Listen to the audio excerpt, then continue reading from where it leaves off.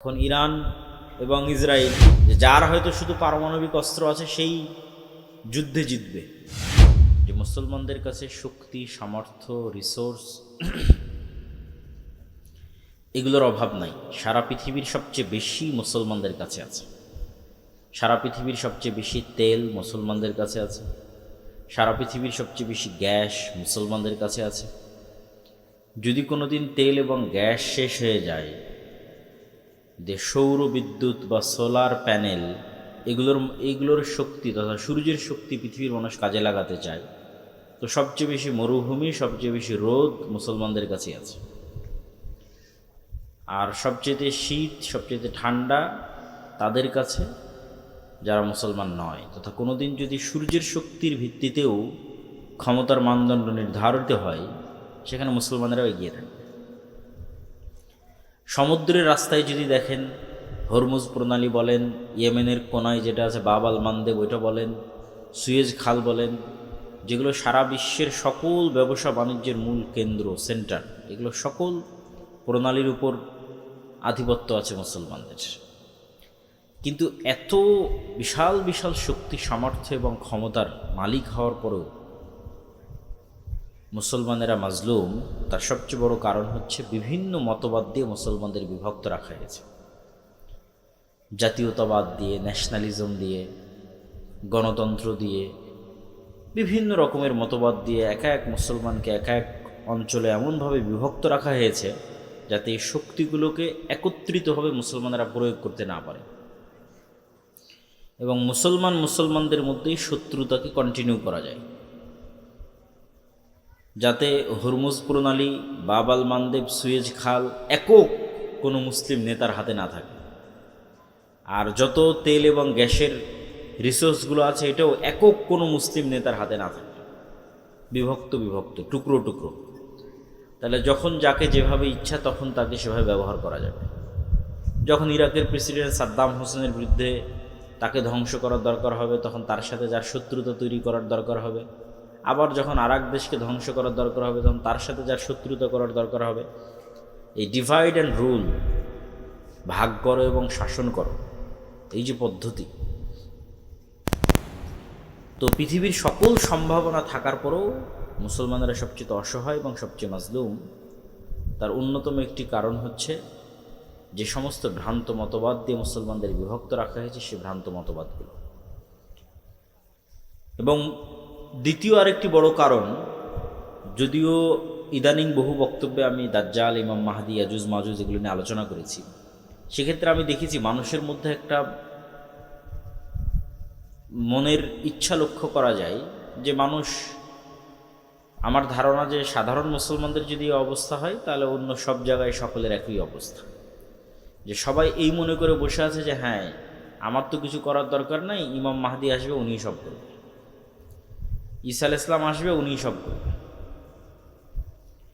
তাহলে অন্য মুসলমানদের আর মুসলিম নেতাদের আর কোনো করণীয় নেই।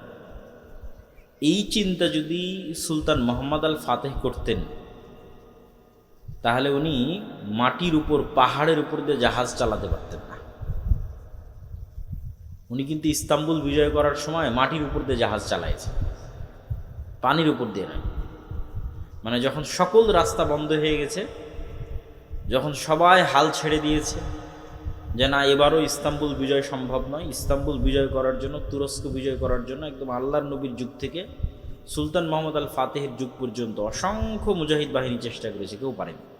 কেন? এটা খ্রিস্টানদের সবচেয়েতে, যেমন আজকের ইতালির রাজধানী রোম, এরকম বাইজেন্টাইন এম্পায়ারের রাজধানী হচ্ছে তুরস্কের রাজধানী কনস্টান্টিনোপল, কুস্তুনতুনিয়া, ইস্তাম্বুল।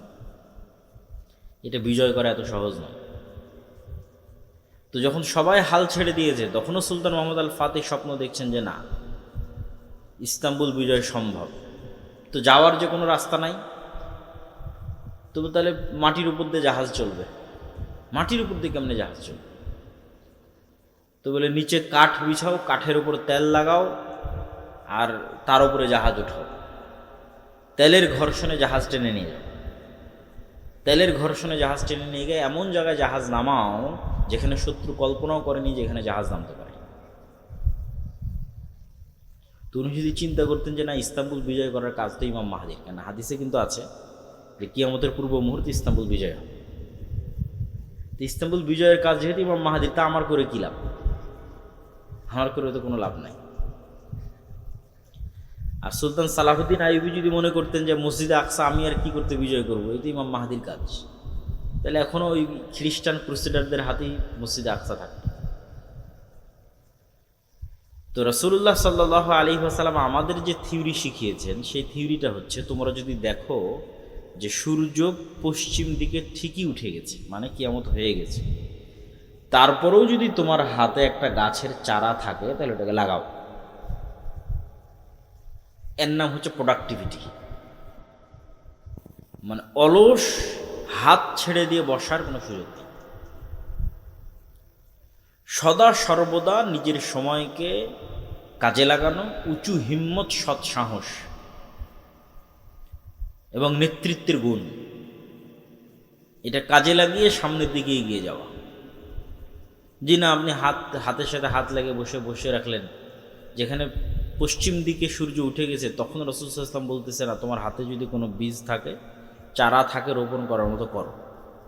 মানে শেষ সময় পর্যন্ত আমল বা চেষ্টা অব্যাহত রাখতে হবে। এটাই মুসলমানদের কাজ। কেননা কেউ জানে না কখন ইমাম মাহদি আসবে, কখন দাজ্জাল আসবে, কখন কিয়ামত হবে, নির্ধারিত সময় কেউ জানে না। হবে এই কথা ঠিক, হবেই হবে, এটাই নিশ্চিত, কিন্তু ওটার অপেক্ষায় আপনার আর কোনো কাজ নাই, এটা হলো না। তথা আমাদের ইয়াং জেনারেশন, আমাদের মুসলিম উম্মাহ, তাদের কাজ আছে, জ্ঞানে বিজ্ঞানে তাদেরকে সামনের দিকে এগিয়ে যেতে হবে এবং চেষ্টা অব্যাহত রাখতে হবে। যেই মুহূর্তে মুসলমানদের হাতে মোগল সাম্রাজ্য এবং যেই মুহূর্তে উসমানী খেলাফত, এই সুলতান মোহাম্মদ আল ফাতেহেরই পরবর্তীতে উসমানী খেলাফত আরও বৃহৎ আকার ধারণ করে তুরস্ক থেকে, সেই মুহূর্তে ইউরোপ জ্ঞান এবং বিজ্ঞান চর্চা কেবল শুরু করছে। 1800 শতক, 1700 শতক কেবল জ্ঞান বিজ্ঞানের চর্চা শুরু করেছে। নতুন নতুন কামান, গোলা বারুদ, গুলি, ঠিক আছে, এগুলো, তারপরে যুদ্ধ জাহাজ, এগুলো কেবল নতুন নতুন আবিষ্কার করতেছে। তো তখন যদি মুসলমানেরা, এই উসমানীয় খেলাফতের মুসলমানেরা অথবা ভারতের মোগল শাসকেরা চিন্তা করতে যে না, আমরাও জ্ঞান এবং বিজ্ঞানে বিনিয়োগ করব, এরা এটা করে, তখন ওই ওসমানী শাসকেরাও এবং মোগল শাসকেরাও এরা সব টাকা পয়সা ব্যয় করেছে বিশাল বিশাল ইমারত তৈরিতে, কারুকার্য খচিত তাজমহল, মসজিদ, আরও প্রাসাদ, ভবন, উন্নত উন্নত ইঞ্জিনিয়ারিং, শৈল্পিক কেমনে বিল্ডিং বানানো যায়, এটার পিছনে সব টাকা পয়সা শেষ করে দিয়েছে। তো তাজমহলের পিছনে যা টাকা ব্যয় করেছে, ওই টাকা যদি ভারতের মুসলমানদের সন্তানদের জ্ঞানের পিছনে ব্যয় করা হতো, তাহলে হয়তো মোগল সাম্রাজ্যের পতন নাও হতে পারতো। আল্লাহু আলাম, আল্লাহ ভালো জানে। হয়তো যখন ব্রিটিশরা এই দেশে এসেছিল, তখন হয়তো তাদের মতো শক্তি সামর্থ্য মুসলমানদেরও থাকতো লড়াই করার মতো। তো একই অবস্থা আজকে মুসলমানদের বিরাজ করছে। এই যে মুসলমানদের তেল আছে, গ্যাস আছে, টাকা পয়সা আছে, রিসোর্স আছে, সমুদ্রের প্রণালী আছে, কিন্তু এই টাকা পয়সাগুলো মুসলমানেরা কী করতেছে? বিশাল বিশাল উঁচু উঁচু বিল্ডিং, পর্যটন খাত, যে আমরা পর্যটন খাতকে উন্নত করব, পর্যটন খাতের পিছনে ব্যয় করব, মানুষ আসবে ঘুরতে, এখান থেকে আমরা ইনকাম করব। এই যেটার পিছনে ব্যয়, জ্ঞান এবং বিজ্ঞান শিখার পিছনে কোনো ব্যয় আছে, কিন্তু ওই মাপের ব্যয় নাই যে না, আমার মূল টার্গেট জ্ঞান বিজ্ঞান। তো কীরকম ভয়াবহ পরিস্থিতির মুখোমুখি হতে পারে মুসলমানেরা, তা তো চোখের সামনেই দেখা যাচ্ছে। তো এই জন্য আমাদেরও নিজ নিজ সাধ্যের জায়গা থেকে যে না, হ্যাঁ, আমি আমার জায়গা থেকে কি করতে পারি, আমাদেরকেও আমাদের জায়গা থেকে দুটো কাজ করতে হবে। সৎ নেতৃত্ব কিভাবে তৈরি হবে তার প্র্যাকটিস, জ্ঞান এবং বিজ্ঞানে কিভাবে আমরা সামনের দিকে এগিয়ে যাব তার চেষ্টা। আমাদের বিশ্ববিদ্যালয়গুলোর অবস্থা আরও শোচনীয়। আরব বলেন, পারস্য বলেন, তারা মোটামুটি তাও কিছু আছে, আমাদের দেশে তাও নাই। এখানে অতটুকুও নাই। এখানে শুধু চেতনা বিক্রি হয়, সভাপতি আর সহসভাপতি পদ বিক্রি হয়, আর দলীয় এবং ছাত্র রাজনীতি এবং অস্ত্র মারামারি গণ্ডগোল এটাই শেখানো হয়। এবং সেখান থেকে বের হয় চাঁদাবাজ, সেখান থেকে বের হয় সন্ত্রাস, সেখান থেকে বের হয় দুর্নীতিবাজ। দেশের জন্য কিছু করবে এরকম প্রজন্ম তৈরি হয় না। ফলত 52 বছরও এই দেশে বলার মতো কিছু নাই, যে এই দেশের কিছু হয়েছে, কিছু আছে, এরকম নাই। না ডিফেন্স সিস্টেম, না সামরিক খাত, না অন্য আর কোনো জ্ঞান গবেষণা। কোথাও বাংলাদেশ বলতে পারবে না যে না এই জায়গায় আমি নিজের পায়ে দাঁড়িয়ে আছি। তো এই যে আমাদের ভয়াবহ অবস্থা, এটার থেকে বের হওয়ার জন্য পড়াশোনা, জ্ঞান বিজ্ঞান এবং নেতৃত্বের গুণাবলীর বিকাশ। নেতৃত্বের গুণাবলীর বিকাশ কিভাবে হবে? আগের বহু বক্তব্যে তুলে ধরা আছে যে সত্যবাদিতা এবং ন্যায়পরায়ণতাই হচ্ছে নেতৃত্ব বিকাশের একমাত্র রাস্তা। যে কোনো মানুষ চিন্তা করবে যে আমি শতভাগ সত্য বলবো এবং শতভাগ ন্যায় প্রতিষ্ঠা করব, সেই নেতা। প্রথমে কোথায় করতে হবে? প্রথমে পরিবারে, তারপরে কোথায় করতে হবে? আশেপাশে। পরিবারে আমি আমার স্ত্রীকে হক দেই না, মানে আমি নেতা নই, আমার মধ্যে নেতৃত্বের যোগ্যতা নাই, আমাকে দিয়ে আল্লাহ সুবহানাহু ওয়া তাআলা নেতৃত্বের খেদমত নেবেন না। বাবা মায়ের কথা শুনি না, বাবা মায়ের হক আদায় করি না, মানে আমি নেতা নই। নিজের বোনকে পিতার সম্পত্তিতে ন্যায়ের সাথে ভাগ দেইনি, তার মানে আমি নিজেই জালেম, আমি ন্যায় প্রতিষ্ঠাকারী নই। তাহলে নেতা তৈরি হয় এই দুইটা জিনিসের উপর ভিত্তি করে, সত্য বলা এবং ন্যায় প্রতিষ্ঠা করা। তা আমরা মসজিদ মাদ্রাসায় সালাত, সিয়াম, হজ, জাকাত, দোয়া দরুদ সবই শিখিয়েছি, কিন্তু দেখবেন ওখান থেকে বের হয়ে ওই আলেম, ওই মাওলানা, মাদ্রাসা শিক্ষক, ইসলামী দলের নেতা কর্মী কারোর মধ্যেই এই দুটো গুণের নাই, সত্যবাদিতা নাই, ন্যায় নিষ্ঠা নাই। সালাত, সিয়াম, হজ, জাকাত আছে, ফলত সেও আর নেতা হতে পারতেছে। কিন্তু নেতা হতে হলে তাকে এই দুটো গুণ লাগবে। আমরাও নেতা হতে পারতেছি না এই দুটো গুণের অভাবে। শতভাগ সত্যবাদিতা না থাকা এবং শতভাগ ন্যায়পরায়ণতা না থাকা, এটি দিয়েই নেতা তৈরি হয়। এটার প্র্যাকটিস এবং কালচার আমাদের মধ্যে নিয়ে আসতে হবে। আল আমরু বিল মারুফ ওয়ান নাহি আনিল মুনকার, সৎ কাজের আদেশ দিতে হবে, অসৎ কাজে বাধা দিতে হবে। অসৎ কাজ মানে শুধু গান বাজনা হলে এটা অসৎ কাজ। অসৎ কাজ মানে মেয়ে মানুষ বেপরদায় ঘুরলে এটা অসৎ কাজ, শুধু এগুলো অসৎ কাজ নয়। অসৎ কাজ মানে আর একজনের পুকুরে মাছ ছাড়বে, তো আর এক নেতা এসে বলতেছে তাকে চাঁদা না দিলে মাছ ছাড়তে দিবে না, এটাও অসৎ কাজ। এটাও যেদিন মসজিদ এবং মাদ্রাসা থেকে বাধা দিতে পারবে ন্যায়ের সাথে, ওই দিন ওখান থেকেই নেতা তৈরি হবে। অন্যায়ের প্রতিবাদ করতে গিয়ে নেতা তৈরি হবে, এবং সেখান থেকে নেতা তৈরি হলো কোন নেতাকে আল্লাহ কবুল করবে আল্লাহ সুবহানাহু ওয়া তাআলা বলেন। যে কোনো একজন নেতাকে আল্লাহ কবুল করতে পারে, কিন্তু এই কালচার তো নাই যে আল আমরু বিল মারুফ ওয়ান নাহি আনিল মুনকার, এটার কালচারটাই তো নাই। এই কালচারটা তৈরি করতে হবে যে না, আমি অসৎ কাজে বাধা দেব। অসৎ কাজ মানে সকল অসৎ কাজ, মানুষের সাথে যে অসৎ কাজ অন্যায় হচ্ছে ওটা তো বাধা দেবে। এই বাধা দিতে গিয়ে আপনি নেতা হয়ে যাবেন, আর বাধা না দিয়ে চুপচাপ থাকবেন, কোনোদিন নেতা হতে পারবেন না, নেতা হওয়া সম্ভব না। আর জ্ঞান এবং বিজ্ঞানের ক্ষেত্রে অন্তত ন্যূনতম আমাদের যে মসজিদগুলো আছে, এই মসজিদগুলোকে তো আমরা অন্তত জ্ঞানের কেন্দ্র তৈরি করতে পারি। ইসলামে মসজিদ শুধুমাত্র 5 ওয়াক্ত সালাতের জন্য তারপর বন্ধ, এরকম ইতিহাস নাই। রাসূল সাল্লাল্লাহু আলাইহি ওয়াসাল্লামের যুগেও ছিল না, তার আগেও ছিল না। ইসলামে মসজিদই হচ্ছে সোশ্যাল কালচারাল সেন্টার। এবং এটা আমি আরও ভালোভাবে ফিল করেছি, ইউরোপ এবং আমেরিকায় অনেক জায়গায় দেখবেন মসজিদ নামে অনুমোদন নাই, সব জায়গায় কালচারাল সেন্টার নামে অনুমোদন। Islamic cultural centre, Mohammadia cultural centre, সালাফি কালচার, ওটা কিন্তু মসজিদ। কিন্তু গভর্নমেন্ট থেকে পারমিশন নিয়েছে কি হিসেবে? কালচারাল সেন্টার হিসেবে। তার মানে গভর্নমেন্টের দৃষ্টিতে এই মসজিদটা একটা কালচারাল সেন্টার। এইটাই ইউরোপ আমেরিকার গভর্নমেন্টের রুলস অনুযায়ী, যে হ্যাঁ এটা একটা কালচারাল সেন্টার, মুসলমানরা তাদের কালচার প্র্যাকটিস করবে কোথায়? মসজিদে, ফলত এটা কালচারাল সেন্টার, কমিউনিটি।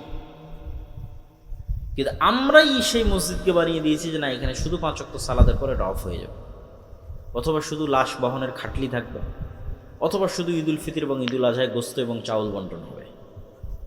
কিন্তু আসলে হওয়া উচিত ছিল, মসজিদের সবচেয়ে বড় কাজ হওয়া উচিত ছিল যে মসজিদে শিক্ষার ব্যবস্থা থাকবে, জ্ঞান বিতরণের ব্যবস্থা থাকবে।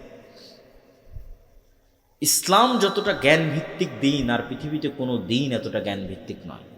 কোরআন যতটা জ্ঞান ভিত্তিক কিতাব, পৃথিবীতে আর কোনো কিতাব এত জ্ঞান ভিত্তিক নয়।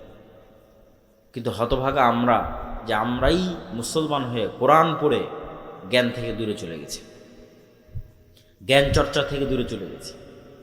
ইসলামী দল বলেন, সংগঠন বলেন, ইয়াং জেনারেশন বলেন, সবাই জালসা করতে পারদর্শী, মিছিল করে লিল্লাহে তাকবীর আল্লাহ আকবার দিতে পারদর্শী, জীবন দিতে পারদর্শী। ভাই, আমি আল্লাহর জন্য আল্লাহর রাস্তায় জীবন দিতে চাই, কিন্তু জ্ঞানী এবং যোগ্য হতে চায় না। আল্লাহ রাস্তায় জীবন দিয়ে দিবে, কিন্তু জ্ঞানী যোগ্য হবে না। তা আল্লাহ রাস্তায় জীবন তো আগেও দিয়েছ, এখনও দিচ্ছ, পরেও দিবা। কিন্তু জুলাইয়ে জীবন দিয়ে ক্ষমতা কারা নিয়ে গেছে? তোমার উত্তরসূরিরা না। কেন? তোমার উত্তরসূরিরা যোগ্য ছিল না, জ্ঞানী ছিল না। যারা জ্ঞানী এবং যোগ্য ছিল, বামপন্থী, ওরা নিয়ে গেছে। তাহলে জীবন দিয়ে কোনোদিন ক্ষমতা পাওয়া যায় না। তুমি জীবন দিবা, ক্ষমতা আর একজন নিয়ে যাবে। তাহলে তোমাকে ওই যোগ্যতা এবং জ্ঞানের জায়গাগুলোতে ঢুকতে হবে। তোমার মিডিয়া কোথায়? মুসলমানদের পক্ষে কথা বলবে, এই মিডিয়া কই? এই মিডিয়ার জন্য তো আর জীবন দেওয়া লাগবে না, এই মিডিয়া তৈরি করার জন্য জ্ঞান এবং যোগ্যতা লাগবে। মুসলমানদের একটা ইংরেজি মিডিয়া থাকবে, আরবি মিডিয়া থাকবে, সেটা কই? এটার জন্য জীবন দেওয়া লাগবে না, এটার জন্য জ্ঞান এবং যোগ্যতা লাগবে। ব্রাকের মতো মুসলমানদের কোনো অর্থনৈতিক প্রতিষ্ঠান নাই, কই? এটার জন্য জীবন দেওয়া লাগবে না, জ্ঞান এবং যোগ্যতা লাগবে। এবং আজকেও যে ফাইটটা হচ্ছে পৃথিবীতে, দেখা যাচ্ছে যে একটা সময় মনে করা হতো যে যার হয়তো শুধু পারমাণবিক অস্ত্র আছে সেই যুদ্ধে জিতবে, এবং এটাই যুদ্ধের একমাত্র লাস্ট রেজাল্ট, এবং যার দেখা যাচ্ছে বিশাল বিশাল বিমান আছে সেই জিতবে। কিন্তু নিকট অতীতে পাকিস্তান এবং ভারতের যুদ্ধে, তারপরে পাকিস্তান, আফগানিস্তান, এখন ইরান এবং ইসরায়েল, এই যুদ্ধগুলোতে যে দেখা যাচ্ছে যে না, ন্যূনতম ড্রোন বানানোর জ্ঞান থাকলেই একটা যুদ্ধকে কন্ট্রোল করে ফেলা যায়। রাশিয়া এবং ইউক্রেন যুদ্ধ চলছেই ড্রোনের উপর দিয়ে। যে যত ভালো ড্রোন বানাতে পারে, যে যত ভালো ড্রোন উড়াতে পারে, এই একটা $50,000 একটা ড্রোন ধ্বংস করতে আপনার কয়েক বিলিয়ন ডলারের মিসাইল নিক্ষেপ করতে হচ্ছে, যে আকাশে আমি এই ড্রোনটাকে ধ্বংস করব। এই $50,000 একটা ছোট্ট ড্রোন গিয়ে আপনার কোনো তেল শোধনাগার, কোনো বড় কোনো কোম্পানি কোথাও গিয়ে পড়ে যাচ্ছে, আগুন লেগে যাচ্ছে, মানুষ ভয় পেয়ে যাচ্ছে। তো দেখা যাচ্ছে যুদ্ধের চিত্রই পাল্টে যাচ্ছে ইউক্রেন এবং রাশিয়ার যুদ্ধ থেকে না আজ পর্যন্ত ড্রোনই সব কিছু। তো জ্ঞান এবং বিজ্ঞানের সাথে যতক্ষণ মুসলমানেরা কানেক্টেড না হচ্ছে, মসজিদকে যতক্ষণ জ্ঞানের মার্কাজ না বানাচ্ছে, এবং জ্ঞান চর্চার যতক্ষণ চেষ্টা না করতেছে, শেখুল ইসলাম ইবনে তাইমিয়া রাহিমাহুল্লাহ বলেছেন, প্রত্যেক মুসলমানের জন্য কোরআন নিজে বুঝতে পারবে এরকম এতটুকু জ্ঞান অর্জন করা ফরজ।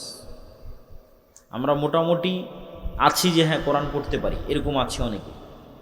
কোরআন পড়তে পারে না এরকমও তো অসংখ্য হাজার হাজার। কিন্তু কোরআন যে নিজে পড়ে বুঝবে এরকম জ্ঞান শুধু মাদ্রাসার ছাত্রদেরই আছে, তাও অনেক অল্প। মাদ্রাসাতেও যারা পড়ে তাদের অনেকে ভালো বোঝে না। অথচ ইবনে তাইমিয়া রাহিমাহুল্লাহ বলছে এটা প্রত্যেক মুসলমানের উপর ফরজ, যে সে কোরআন নিজেই বুঝবে, অন্তত আরবিটা বুঝতে পারবে।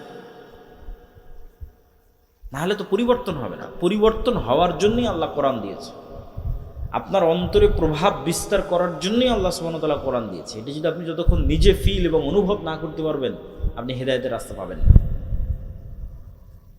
শেষ জামানায় ইমাম মাহদিদের সময়ে, ঈসা আলাইহিস সালামের সময়ে যারা জেরুজালেম বিজয় করবে, ইস্তাম্বুল বিজয় করবে, রোম বিজয় করবে, ভারত বিজয় করবে, এরকম দেশগুলো যারা বিজয় করবে, তারা ওই মানের ইমান কোথায় থেকে সংগ্রহ করবে? নবী তো নাই, মুহাম্মদ সাল্লাল্লাহু আলাইহি ওয়াসাল্লাম তো নাই, সাহাবীরা তো নাই, কিন্তু ওদের ইমান সাহাবীদের মতোই, সাহাবীদের কাছাকাছি।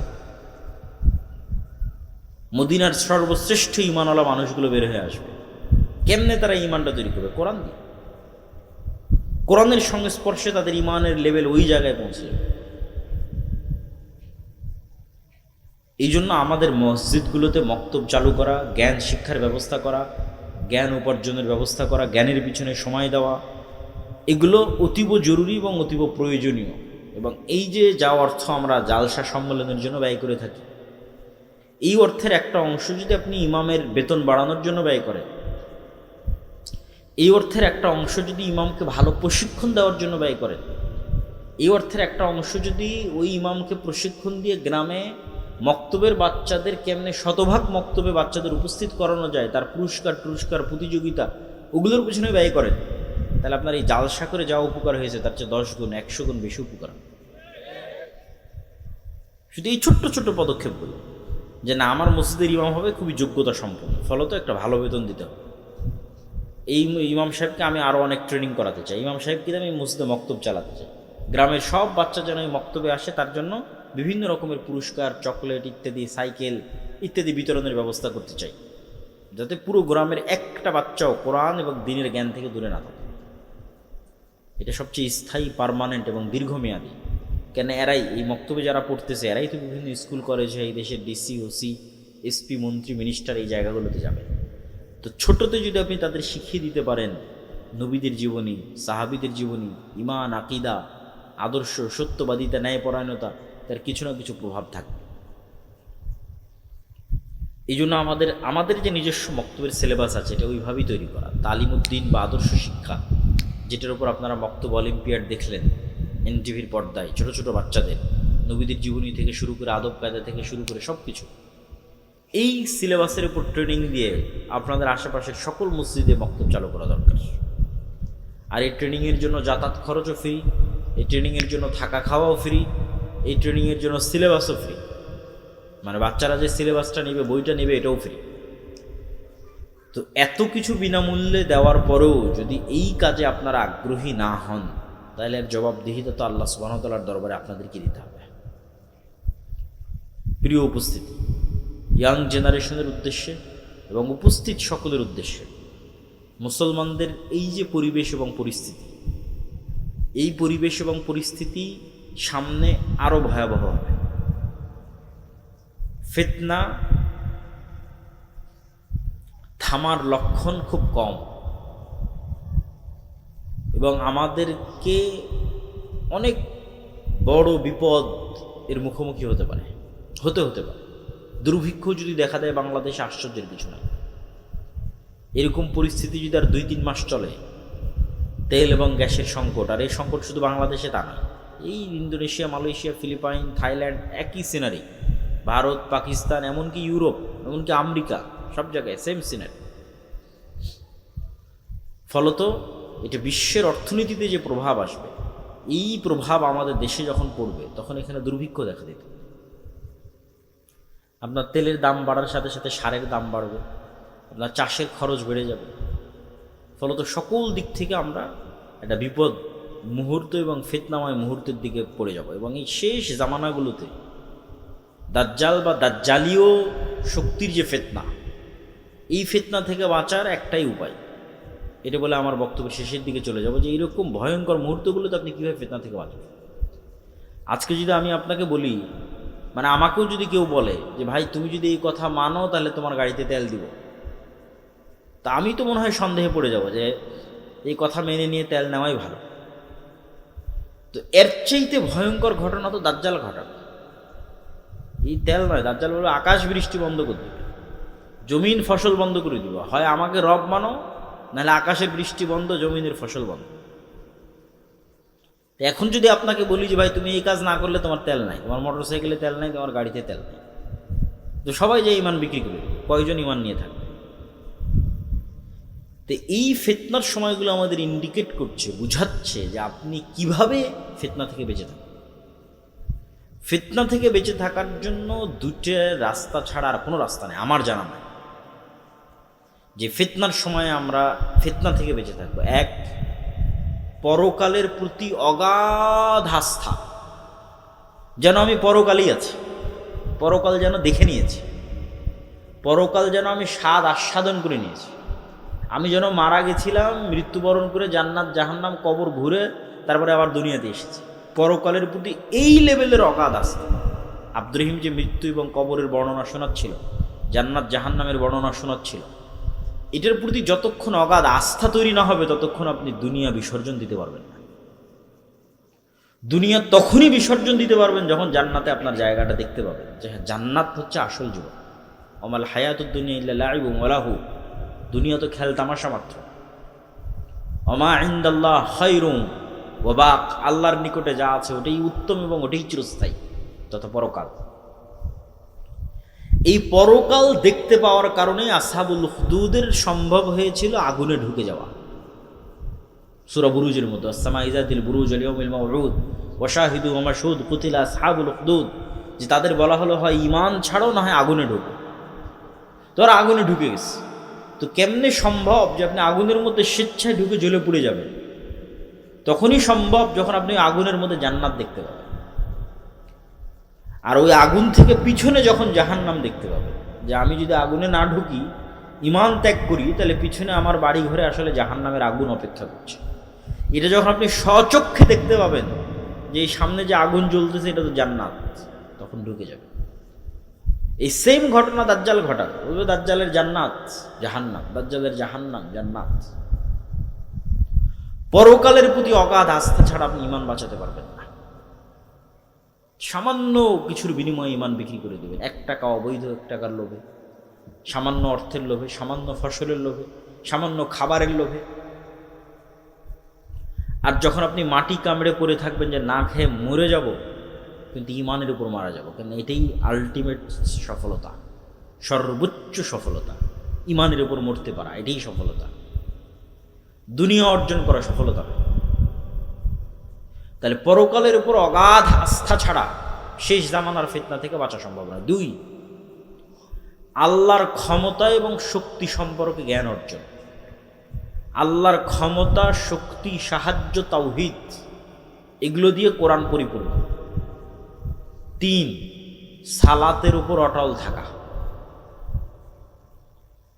তাওহীদ কত গুরুত্বপূর্ণ যে ইব্রাহিম আলাইহিস সালাতু ওয়াস সালাম আল্লাহ সুবহানাহু ওয়া তাআলার নিকটে দোয়া করছেন, রব্বি জাআল হাযাল বালাদা আমিনা ওয়াজনুবনি ওয়া বানিয়া আন না'বুদাল আসনাম, মূর্তি পূজক না হয়, মানে শিরক না করে। আরো একটা দোয়া কি করছেন, রব্বি জাআললি মুকিমাস সালাহ ওয়া মিন যুররিয়াতি, আল্লাহ আমি যেন কোনোদিন বেনামাজি না হই, আমার পরবর্তী বংশধর যেন বেনামাজি না হয়। তাহলে পরকালের উপর অগাধ আস্থা, আল্লাহর উপর ঈমান এবং সালাত, এই 3টে জিনিস যদি মুসলমান মজবুতভাবে আঁকড়ে ধরে থাকে, তাহলে পৃথিবীর কোনো শক্তি মুসলমানদের পরাজিত করতে পারবে না। পরাজিত করতে না পারা মানে এই নয় যে আপনাকে ক্ষমতার থেকে ফেলে দিবে। পরাজিত করতে না পারা মানে আপনার ঈমান কিনতে পারেন, এটাই পরাজিত না করা। কেননা দাজ্জাল যখন আসবে, সব ক্ষমতা তো দাজ্জাল নিয়েই নিবে। তাহলে কি মুমিনরা পরাজিত হয়ে গেল? সব ক্ষমতা যে দাজ্জাল নিয়ে নিল, তো মুমিনরা পরাজিত হয়ে গেল? আল্লাহর নবী বলছেন, শামের আকাবা, শামের গিরিপথের মধ্যে একদল মুসলমান অপেক্ষা করবে, যারা ক্ষুধার তাড়নায় তাদের ধনুক পর্যন্ত জ্বালিয়ে খাবে। দাজ্জালের ফিতনার সময় কোনো খাবার থাকবে না। তো ওই মুমিন মুসলমানেরা পরাজিত না, ওর ঈমান যে দাজ্জাল কিনে নিতে পারেনি, এটাই হলো ওদের সফলতা। ওরা বিজয়ী, দাজ্জাল পরাজিত। তা আপনি সালাতের উপর অটল আছেন, ঈমানের উপর অটল আছেন, এবং পরকাল দেখতে পাচ্ছেন, এবং পরকালের কারণে দুনিয়ার যে কোনো কিছু আপনি বিসর্জন দিতে পারেন জান্নাতের জন্য। এটার উপর যতক্ষণ অটল থাকতে পারবেন, ততক্ষণ আপনি ফিতনা মুক্ত থাকবেন। ফিতনা যত বড়ই হোক, শেষ জামানার ফিতনা হোক আর শুরুর জামানার ফিতনা হোক। কেননা মৃত্যু মুসলমানদের কাছে একটি কাঙ্ক্ষিত বিষয়। মৃত্যু মুসলমানদের কাছে অকাল নয়,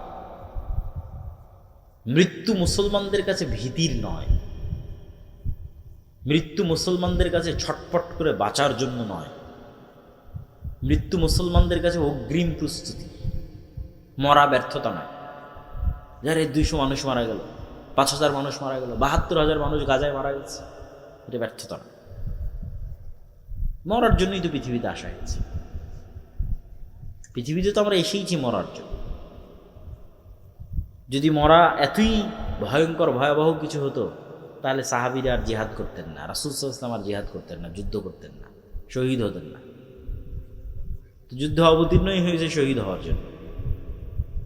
তাহলে মৃত্যু অত্যন্ত স্বাভাবিক এবং অতিকাঙ্ক্ষিত একটি বিষয়, যদি সেটি নাফসে মুতমাইন্না হয়। ইরজিই ইলা রাব্বিকি রাযিয়াতাম মারজিয়া, যে প্রস্তুত আল্লাহর সাথে সাক্ষাতের জন্য, যে প্রস্তুত আল্লাহর কাছে ফিরে যাওয়ার জন্য। ওর তো এটাই আনন্দ যে সে মৃত্যুবরণ করবে, এটাই তো আনন্দ। কেন আজ থেকে 10 দিন পর তো মৃত্যুবরণ করতেই হবে, আজ থেকে 50 দিন পর তো মৃত্যুবরণ করতেই হবে। তাহলে মৃত্যুর ভয়ে মুসলমান কিছু করে ফেলবে, এটা অসম্ভব। বরং মুসলমান মৃত্যুকেই আলিঙ্গন করবে, কিন্তু তার ঈমান, তার সালাত, তার পরকালের প্রতি বিশ্বাস, এগুলো বিসর্জন দিবে না, এটাই শান্তি। এই জন্য 1 টাকাও অবৈধ অর্থের প্রতি লোভ থাকা যাবে না। আপনার যদি 1 টাকা অবৈধ অর্থের প্রতি লোভ থাকে, আপনি পৃথিবীর এই ফিতনা থেকে বাঁচতে পারবেন না। দাজ্জালের ফিতনা থেকে বাঁচা আপনার পক্ষে সম্ভব নয়। কেন আপনি ওই 1 টাকা অবৈধভাবে উপার্জন করেছেন, মানে আপনি 1 টাকার কাছে বিক্রি হয়ে যাবেন। এই জন্য আপনি 1 টাকা অবৈধভাবে উপার্জন করেছেন। তাহলে ওই 1 টাকা আপনাকে দাজ্জাল দিলে আপনি ওটাও নেবেন, যে ঠিক আছে তোমারটাই নেই, কেন আমার 1 টাকার দরকার। আর যদি আপনি শতভাগ হালালের উপর টিকে থাকতে পারেন, তাহলে বোঝা যাবে যে হ্যাঁ, ঈমান নিয়ে ফাইট করার মতো ঈমান, এই পৃথিবীতে ঈমান নিয়ে ফাইট করার মতো ঈমান আপনার আছে, যে আপনি শতভাগ হালালের উপর টিকে আছে এবং হারামের ফাঁদে পা দেন। তা আমি আমার বক্তব্য দীর্ঘায়িত করতে চাচ্ছি না। এই সংক্ষিপ্ত আপনাদের জন্য উপদেশ এবং নাসিহার সারমর্ম কি? এই সংক্ষিপ্ত উপদেশ এবং নাসিহার সারমর্ম হচ্ছে মুসলমানদের জ্ঞান এবং বিজ্ঞানে সামনের দিকে এগিয়ে যেতে হবে, মসজিদগুলোকে জ্ঞানের মারকাজ বানাতে হবে এবং মসজিদ ভিত্তিক দিন চর্চার চেষ্টা করতে হবে, নেতৃত্বের কালচার তৈরি করতে হবে, আমর বিল মারুফ ওয়ান নাহি আনিল মুনকার, সৎ কাজের আদেশ, অসৎ কাজে বাধা দিতে হবে। অসৎ কাজ মানে সকল ধরনের অসৎ কাজ, নেতা মানে ন্যায়পরায়ণ সত্যবাদী, এটা হওয়ার কালচার তৈরি করতে হবে। আর শেষ জামানার ফিতনা থেকে বাঁচার জন্য ঈমান, সালাত এবং পরকালের প্রতি অগাধ আস্থা, এই বিশ্বাসগুলো নিয়ে আমাদের পৃথিবী থেকে বিদায় নেওয়ার চেষ্টা করতে হবে। আল্লাহ সুবহানাহু ওয়া তাআলা আমাদের তৌফিক দান করুক, আল্লাহুম্মা আমিন। আপনাদের যদি কোনো প্রশ্ন থাকে, আমি সেই প্রশ্নগুলোর উত্তর দেওয়ার চেষ্টা করব ইনশাআল্লাহ। রাত এই জন্য গভীর করলাম না যে ফজরের সালাতে সবাইকে উঠার চেষ্টা করতে হবে, বলেন ইনশাআল্লাহ। ঈসা আলাইহিস সালাতু ওয়াস সালাম ফজরের সালাতে অবতীর্ণ, তো যে ফজরের সালাতে থাকবে না, আর সম্ভব নয় ঈসা আলাইহিস সালামের সাথে সঙ্গী হওয়ার। আল্লাহ কবুল করুক আমাদের, আল্লাহুম্মা আমিন। কোনো প্রশ্ন থাকলে আপনারা করতে পারেন, যদি লিখিত অথবা মৌখিক।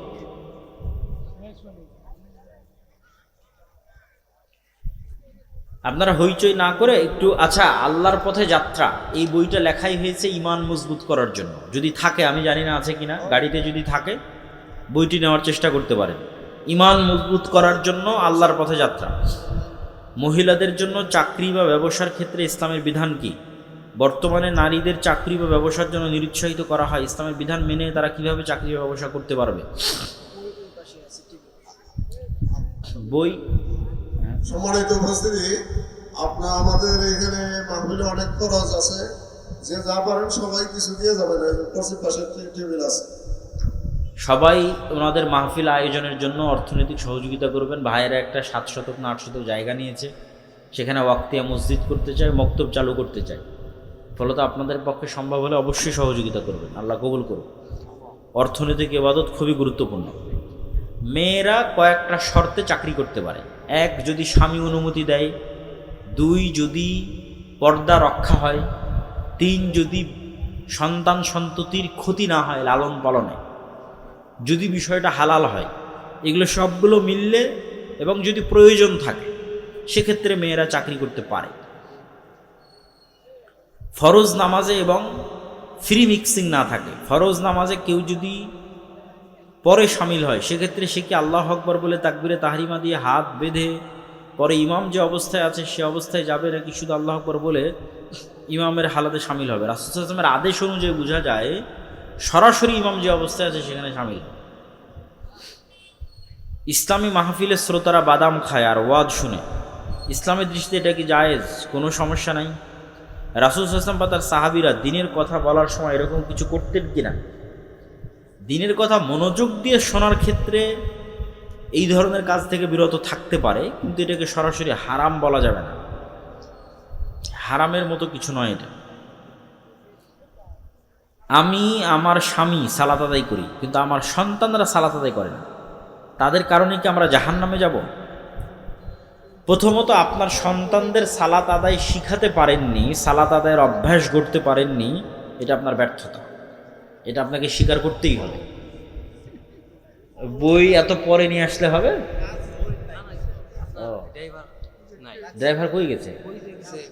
তো তোমরাই বিক্রি করো, তোমরাই ওই গাড়ি যেটা আছে ওটাই ধর। মানুষজন যেহেতু নিতে আসছে না, মানুষজনকে ফিরাবা কেন?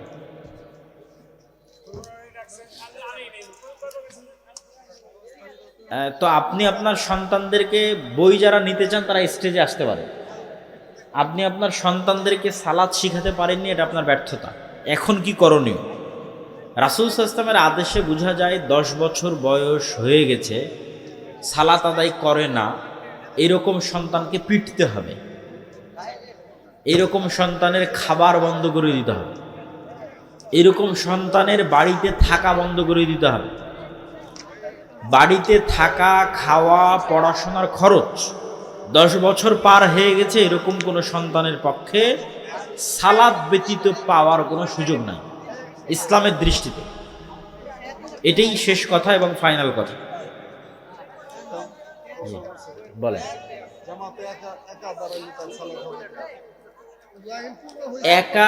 একা দাঁড়ালে যদি কাউকে সঙ্গী না পায় তো সামনের লাইন থেকে টানার দরকার নাই, একাই দাঁড়াবে।